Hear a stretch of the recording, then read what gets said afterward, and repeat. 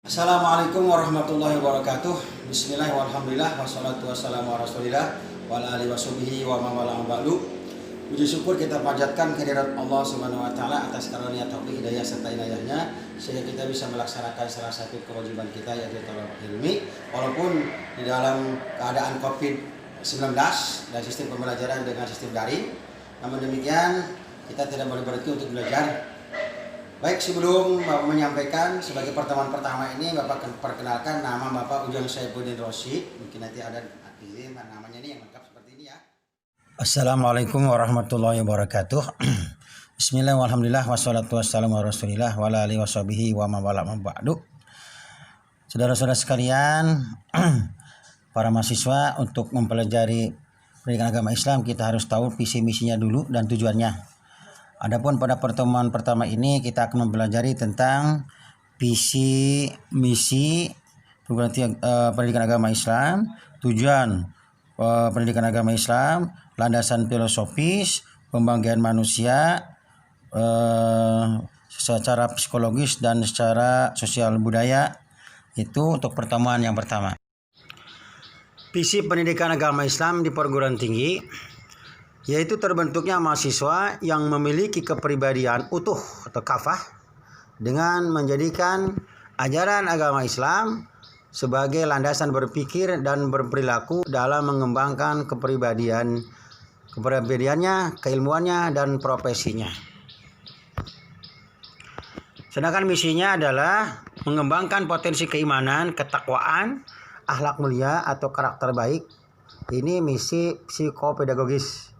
Yang kedua, menyiapkan mahasiswa untuk berkehidupan Islami, baik sebagai pribadi, anggota keluarga, anggota masyarakat, dan sebagai warga negara yang baik. Ini misi psikososial.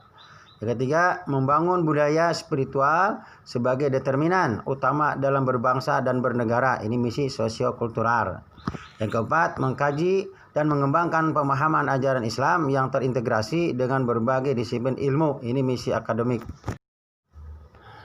Saudara-saudara sekalian, ada pun yang menjadi tujuan mata kuliah wajib umum pendidikan agama Islam di perguruan tinggi, yaitu satu, meningkatkan kualitas keimanan, ketakwaan, dan akhlak mulia mahasiswa. Yang kedua, meningkatkan kualitas dan kuantitas pelaksanaan ibadah ritual atau ibadah mahdoh mahasiswa. Yang ketiga, meningkatkan pengetahuan dan keterampilan mahasiswa dalam memecahkan problematika kehidupan berlandaskan pada ajaran Islam. Yang keempat, meningkatkan kematangan dan kearifan berpikir dan berperilaku mahasiswa dalam pergaulan global. Yang kelima, meningkatkan pemahaman dan kesadaran mahasiswa dalam mengembangkan disiplin ilmu dan profesi yang ditekuninya sebagai bagian dari ibadah ghairu mahdoh. Saudara-saudara sekalian, adapun sebagai landasan filosofis yang melatar belakangi pendidikan agama Islam di perguruan tinggi, yaitu karena adanya dua pandangan para tokoh pendidikan yang kontradiktif antara yang perlu diajarkan dan yang mengatakan tidak perlu diajarkan. Kelompok pertama mengatakan bahwa pendidikan agama Islam perlu diajarkan dengan alasan negara, dalam hal ini adalah perguruan tinggi, wajib menjaga keberagaman warganya yang sedang belajar di perguruan tinggi. Yang kelompok kedua mengatakan tidak perlu diajarkan dengan alasan agama adalah urusan pribadi, urusan keluarga, dan institusi seperti masjid dan pesantren. Adapun negara dalam hal ini sebagai perguruan tinggi tidak perlu ikut campur dalam urusan agama. Pembagian manusia secara psikologis dan sosial budaya.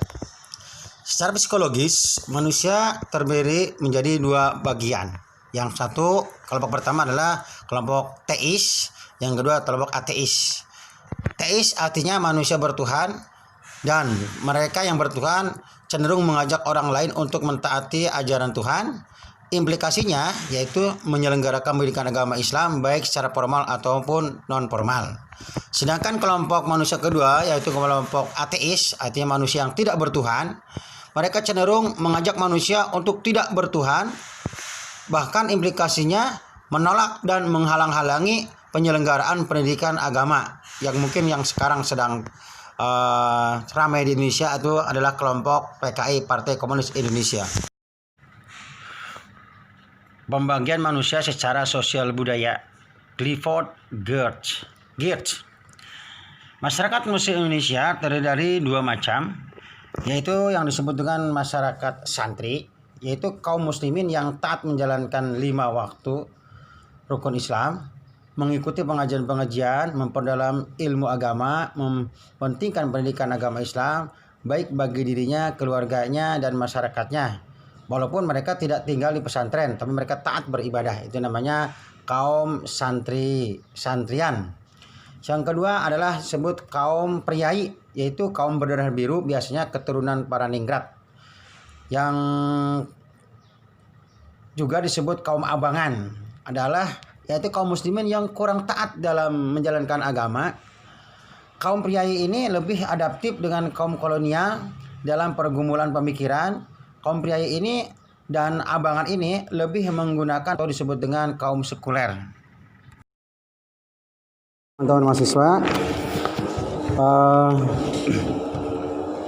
Bapak akan membacakan materi-materi pokok, yang mana materi pokok ini nantinya akan dibuat tugas kelompok, ya, dan nanti supaya diatur oleh ketua kelas ini menjadi minimal 10 kelompok, ya. Materi intinya diantaranya adalah 1. Mengapa dan bagaimana pendidikan agama Islam diajarkan di perguruan tinggi. Yang kedua, bagaimana manusia bertuhan. Yang ketiga, bagaimana agama Islam menjamin kebahagiaan hidup. Yang keempat, mengintegrasikan iman, Islam, dan ihsan dalam membentuk insan kamil. Yang kelima, bagaimana membangun paradigma Qur'ani. Yang keenam, bagaimana membumikan Islam di Indonesia. Yang ketujuh, bagaimana Islam membangun persatuan dalam keberagamaan. Yang kedelapan, bagaimana Islam menghadapi tantangan modernitas. Yang kesembilan, kontribusi Islam dalam mengembangkan peradaban dunia. Yang ke-10, peranan masjid kampus dalam membangun karakter mahasiswa.